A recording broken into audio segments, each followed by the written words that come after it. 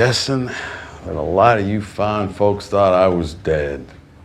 Chewed up, never to be crapped out again.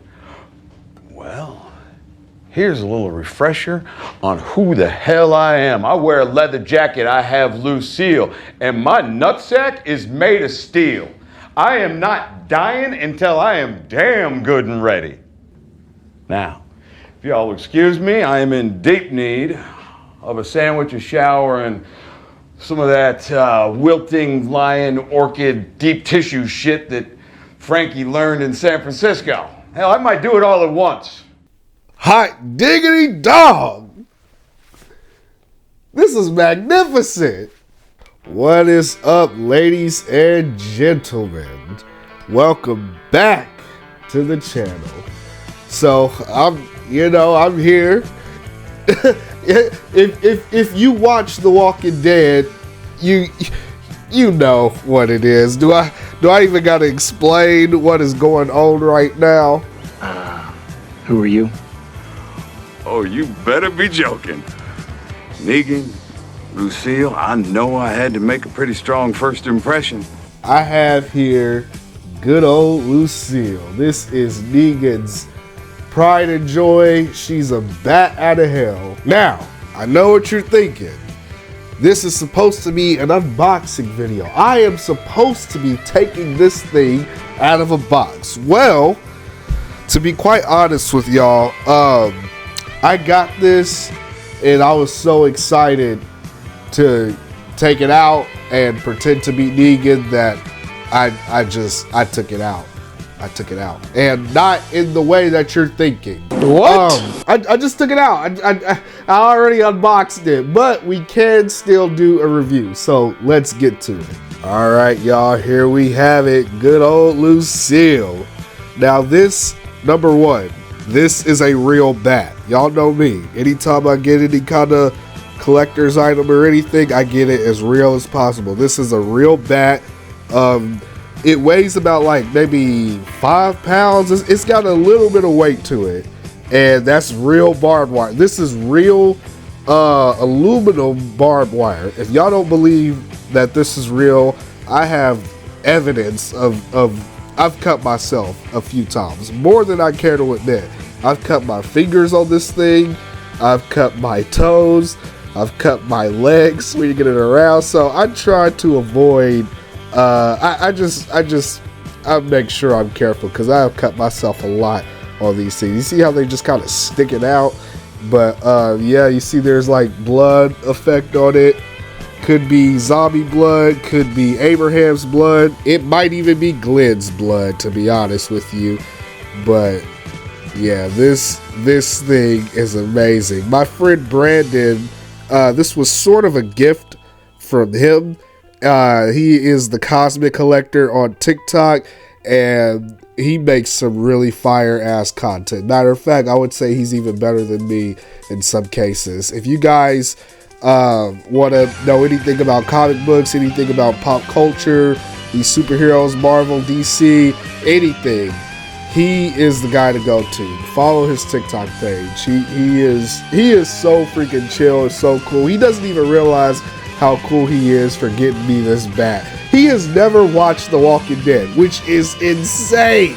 That is just crazy. He don't even know about this. He don't even know about Negan. He don't know about this. It's insane. He doesn't realize how cool this is. He doesn't realize how cool I think he is for getting this for me. But yeah, this is amazing. I remember when Negan first came on the show, I hated this guy. I hated this guy with a passion. He killed Abraham. He killed Glenn. He was laughing while he did it. He was mocking them. I hated him. He invaded Alexandria, took all their stuff. Like he was just stepping in their necks. Rick, his team, everything. I hated Negan so freaking bad. I wanted nothing more than to see Rick kill this dude. It was so bad, I honestly almost stopped watching the show. And I know that a lot of people actually did stop watching the show when Negan came on the scene, because it was just that bad. This dude is like, he's a good villain. Let me put it like that. A good villain, good enough to make you actually want to stop watching the show. Because it's too sad, it's too frustrating in everything. But the more I stuck with it, the more I kept watching, the more I found myself, every time Negan was on screen, I would be cracking up. Because this dude says the funniest, most disrespectful, out-of-pocket, unfiltered things I've ever seen come out of somebody's mouth in all of fiction. We're running really low on everything. We're practically starving here. Starving. You. By practically, you mean not really.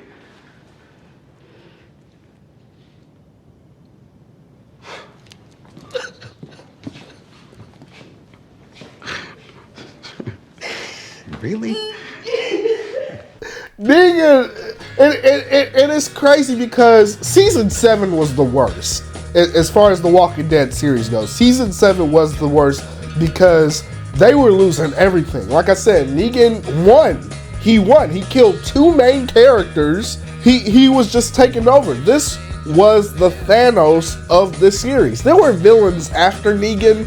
There you had the Whisperer cult, you had the Pope, you had the Commonwealth, but Negan was the biggest and the best. Out of everybody they ever faced in The Walking Dead, nobody was a bigger threat than Negan. Nobody was badder than Negan. Nobody was, just like as a force, stronger than Negan's force. The Saviors, like, it took 3 communities to bring them down, and they almost lost. Even with 3 communities, they still almost lost. Season 7 was the worst. It was very depressing, but at the same time, it's like, even though I want to hate this dude, he is cracking me up in every scene he is in. He begged me not to kill Sherry, which I thought was kind of cute, so I was just gonna kill him. But then Sherry says that she will marry me if I let Dwight live, which, if you think about it, that's a pretty screwed up deal, because I was gonna marry her sister until she wound up dead. But Sherry is super hot. My favorite Negan moment, the moment that made me realize, or the moment that made me admit out loud to myself that I love this character, the moment that made me fall in love with the character, came from, I think it was season 9, or it may have been season 10. It was during the Whisperer era, when Negan joined the Whisperers to infiltrate and take them down. He joined them to kill Alpha. But there's a part where he's with Beta, and Beta hated Negan. It's like Joker meets Bane. Beta hated Negan. He thought he talked too much. He just hated him. He wasn't amused by him at all. But there's a part where Beta was so fed up with Negan, he wanted him dead. So he was going to betray Alpha and kill Negan. He left him to die. He left him in a midst of zombies and everything, and he expected Negan to die. He don't know who Negan is. He don't know nothing. But he goes back to the Alpha, and he's like basically talking shit. He's telling her Negan was weak and he's dead. And as they're talking, Negan rolls up in the most badass, like this was the moment that I realized I love this guy. He was weak. I expected more. He will serve us better as one of the dead. Ready for my goddamn skin suit. You best bring that extra long tape measure on account of my humongous balls.